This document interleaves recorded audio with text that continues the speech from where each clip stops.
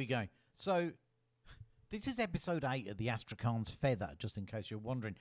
You know, you have ups and downs in life, right? I felt really happy late last night, when I did the last episode 7 of Astrakhan's Feather, and I got 3 times the number of views that I normally get. And the number I normally get is in single figures. Sometimes it gets into double figures, right? I thought, oh, this is brilliant. You know, in my naivety, I thought, oh, the Astrakhan's Feather's taking off. People are really interested in it, and they're loving the story. I love the story, right? I don't know why anybody else wouldn't love the story. That's my thing. That's why I'm doing it, right? Anyway, I talked to my son. I told him this. He said, that's just the algorithm. I said, what? He said, YouTube. They every now and again, they'll pick on something and they'll give it a bit of a boost. And he said, but when I'm looking at your stuff, and he knows about all this stuff, right? He makes more money than I do, seriously. A lot more money than I do. That isn't difficult. But anyway, he's doing well. He's a bright kid. And he said, I don't even know what any of your videos are about. And the point is this. The only way, it seems to me, on Facebook, I'll just start that again, because that's not where we are, is it? The only way you're going to get anywhere on YouTube is to do clickbait stuff, right? I don't want to do it. I'm not interested, right? I've got this vision, romantic though it may seem, that if my stuff is good enough, people will listen to it and people will watch it, right? How foolish could you be? So, as a classic example, literally today, right? I was on YouTube briefly at work, and I was on there. Anyway, there was this one post which was in the margins there. You know, they want you to click on it, right? It's a picture of a young, busty girl, right? You know, magnet for blokes, isn't it, right? And it said something along the lines of 73-year-old man. That was the first thing, right? And then this is the worst thing to me. It was like, he stretches me wide. And I thought to myself, of course you want to click on it if you're a bloke, right? You want to click on it. You're thinking there's going to be something graphic there, right? You're thinking also, I'm an old bloke too, and do I still have a chance with young women? Of course I do, if you look at this. Of course I don't, right? But anyway, so the point is that I'm like, I was going to click on it, but then I thought, what the hell are you doing? It's clickbait. It's clickbait. It's going to come up with something like 73-year-old man stretches my imagination, stretches my creativity, you know, even stretches my socks. It's going to be something stupid like that, isn't it, really? I don't want to do it. If I'm sort of, you know, stuck with about like 1 or 2 viewers, well, so be it. So be it, you know. Hopefully those 1 or 2 viewers will spread the message a bit rather than YouTube going, we'll just give this algorithm a bit of a boot. It's Anyway, you can whinge as much as you like, right? In the old days, go back 20 years, when you were doing blogs, I'm not kidding, this is what I'm missing, I suppose, you know. People used to come on, they'd read something you'd written, and they'd love it, right? And then they'd come back. And sometimes what happened was, when I was doing Real Tart, back over 20 years ago now, right?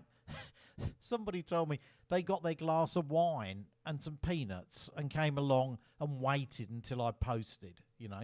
I'm not doing anything different now, but it's a different world, isn't it, after 20 years? It's a different world, right? You got to try and entice people with clickbait. But I'm a journalist, right? I'm a proper bloody journalist. I don't like clickbait. I really don't. There's nothing behind it. There's never anything behind it. Sydney Morning Herald, they can be blamed for a lot of things, seriously, right, in terms of turning people off newsprint. But they used to do a lot of clickbaity stuff only a few years ago. For example, they would put up a story, and they did this, a real example, and they said, you know, massacre at school, right? And you go, oh, right, okay, and you click on it. It'd be in America, right? It's not relevant to us. It's sad. It's bad, but it's not relevant to us at all, right? So, anyway, all right. That's enough ranting. I'll tell you what I'm going to do. I'm going to get on to the Astrakhan's Feather, and maybe I'll do a bit clickbaity thing with it and see what happens. But end of the day, I like the story. I spent a lot of time on it, blood, sweat and tears and all that stuff. And actually there was no blood, but there was sweat and tears anyway. And I like it. Okay, hopefully you do. If you like it, leave a comment maybe, just to kind of keep me alive. Anyway, I don't want to be too dramatic. All right, here we go. So they found the crashed car, and there are two people in it, and unfortunately they passed away. There's Ray, who's a bit of a local legend, and there's Glory Rich, unfortunately, who seems to be an innocent bystander in this. But anyway, let's see what happens. Okay, so the police are there, and Benny and Cooper Blackwelder, Benny Benson, double B, as he's sometimes known, or Bubba, as I would say in Australia, because they don't want to go and expand it anymore. They like to shorten things. Anyway, Benny was directing traffic, not that there was much. One elderly lady had been the only customer, plus the ambulance and a monstrous 8-wheel tow truck with the electric blue script Dodge Brothers on his flank. More like Dodgy Brothers, Benny thought, as the truck rumbled on by. The driver bearded, tattooed.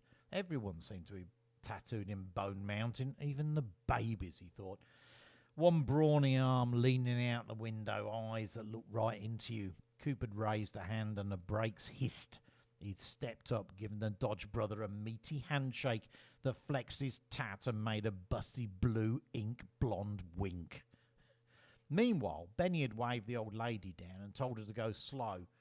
Not that she'd needed any encouragement in that department. Sorry, I'm just doing this thing. I've got to get control of this scrolling thing, haven't I? Oh, my God. So I'm making a mess of this, sorry. Oh, sorry, there'll just have to be a bit of, music in the interim. Oh, God, I wish I hadn't done this. Oh, sorry, folks. Just bear with me.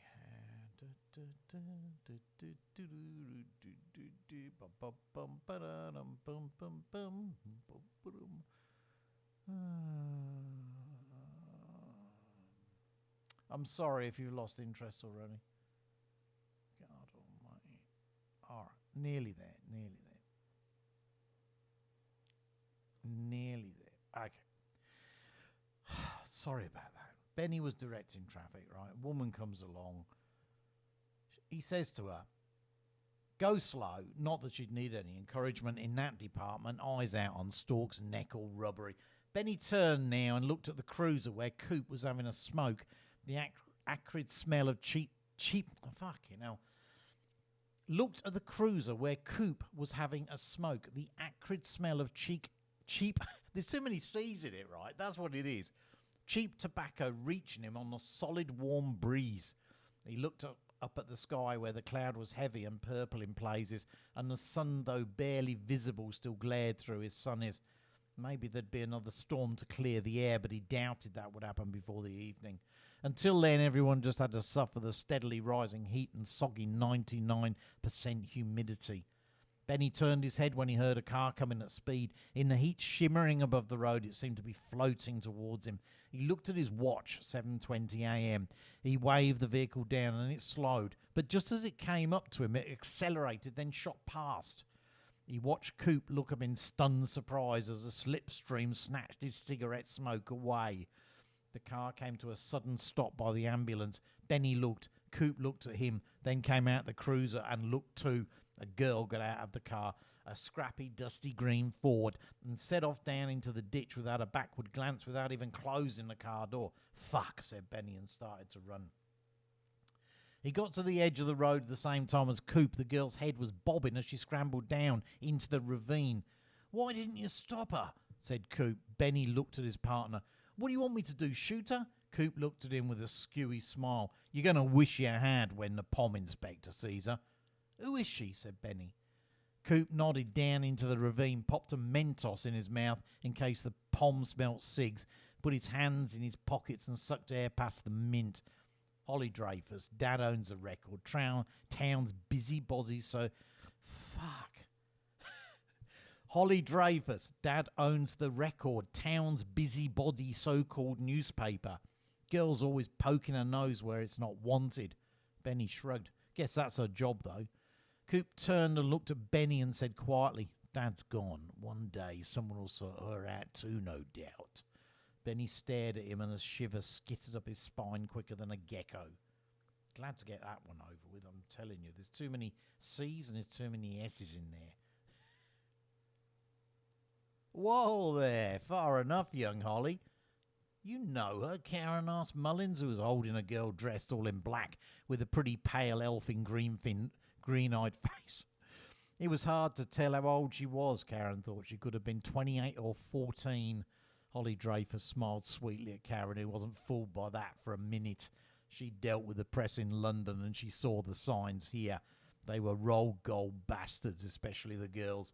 This here was a country girl playing at it. Let me guess, she said, reporter. Wow, you're good. You must be the detective. Karen gave her a lopsided look. The Record, Holly Dreyfus, she said, and hesitated and said editor. Mullins raised his eyebrows. And you would be? She said to Karen. Karen shook her head. What is it around here? Said Karen. Everyone thinks they can just breeze in on an inquiry.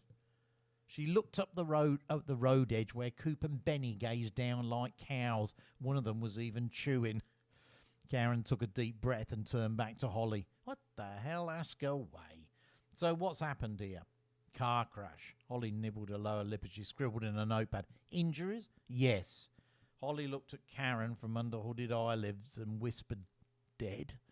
Karen leaned in close to her and said quietly, unfortunately, yes. And what is colourful local identity Ray Lucas doing in a car with a girl young enough to be his daughter? Asked Holly. Karen looked at Holly with her mouth open. How did you? Holly smirked. I didn't. It could have been the wife Victoria. After all, it's her car. But if it's Ray, which you've just confirmed, well, he's never alone, and it's always a young'un. Thanks. Now, was it really an accident, or are we looking at something altogether more sinister here? Karen ground her teeth. No comment, said Mullins robotically. Holly looked at him, eyebrows raised, smile on her lips, green eyes twinkling. Karen closed her eyes for a few seconds, then said, when's your deadline? Holly watched the first of the two covered stretchers being hauled up the side of the muddy ditch. The winch on the ambulance's front bumper whined and she could smell hot electrics. We go to press tomorrow, she said. Paper out as usual on Wednesday. Karen nodded. I don't want to see Ray Lucas's name in there if I can't get to see his wife first. She needs to know. All right, said Holly, but you need to let me know when you talk to Victoria. I suppose it will be soon. Karen's eyes clouded. She shook her head over what was to come, what she knew she had to do. In the Met, they often sent the youngsters out, the girls usually, to tell relatives they'd lost one of their own. It was a policing experience she had plenty of practice in. Not that that made it any easier. I'll let you know, she said. So what happened? Asked Holly. Karen looks at Holly calmly. You know what? I need some time to think. You want a coffee later? I don't drink coffee. Well, whatever your poison is, that coffee shop just up from your newspaper office. Sassafras, says Holly. All right, then. Give me your mobile. I'll call you. As Holly scribbles it down, Mullins looks at the pair of them as if they're mad. The winch wails and then stops and a stretcher creaks on its hawsers. Coop bends down, lifts a corner of the tarp. Geez, I know this girl. Benny kneels on one knee beside the stretcher. Holly scrambles up over the lip of the ravine. Coop quickly lets the tarp back down. Don't suppose you'd like to talk to you later, said Karen, who'd materialised beside Holly and put a friendly but restraining hand on her shoulder. Yes, of course, thanks.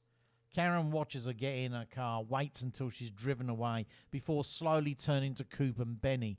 Now, you two jokers, what are you doing letting that reporter down there? Coop looks at her coolly with no respect and says, I know who the dead girl is and I know who killed her.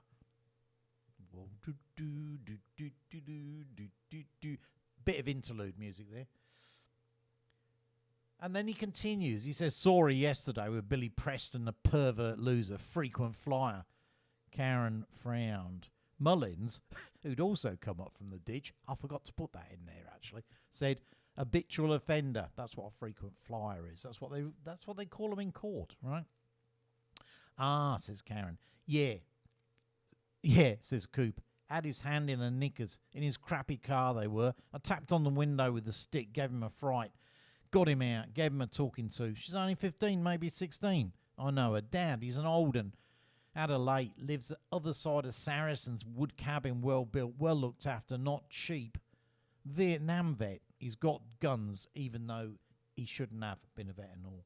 That's true here. If you're a Vietnam veteran, you're not allowed to have a gun in case you go bonkers, right?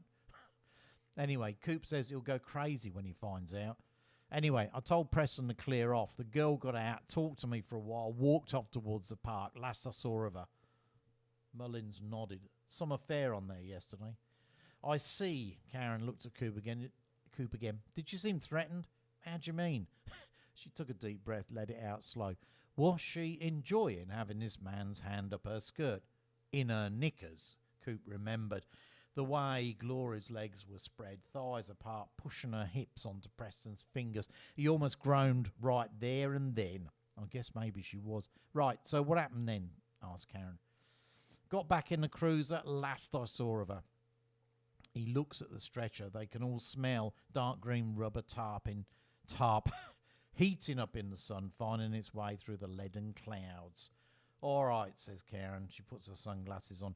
Go and get a word with the pervert loser, see if he has an alibi for last night. Doctor reckons around 9:10, maybe as late as midnight. But just for the record, what makes you think this Preston killed her? Obvious, said Coop. Karen smiled tightly. Really? Tell me. Coop shifts on his feet, pushes his chest out. The pom thought she knew it all. Benny glances nervously at his partner. Preston gets a push, says Coop. Then sees his girl get in the car with well-known celebrity businessman Ray Lucas. Says Karen. Sounds a bit Pulp Fiction-y. Coop went red. But go on, Constable. Coop swallows. He goes after them, jumps up in front of them. They skid off the road, crash, bingo, lights out. Bingo. Karen smiles coldly. Only problem with that is where did the frequent flyer get a musket? Musket? Says Coop. A big old gun, she says. They were shot. Yes, one of them was. Right. Well, we're looking around Preston's place for a gun then. Musket. Coop frowns. Benny stutters. A very old gun, ancient, could be 200 years old. Coop frowns again and says, where would Preston get something like that? Karen takes a deep breath, nods to the waiting paramedics. Let's move her out the sun. What's her name? Gloria Rich. They called her Glory, said Coop. You remember those sexy long legs? I know. There's always a sexual undercurrent. I can't help it. It's got to be there. Preston's fingers stroking inside her small magenta panties. He could still hear her moaning, his own hot breath misting the outside of the car window, cock pressed against the car's hot metal. After she got out, Coop had followed her slow as a stalker, cruiser's engine growling as he crawled along, watching the sway of her arse on those fucking perfect legs. She turned back once and smiled at him, and he knew she was still moist.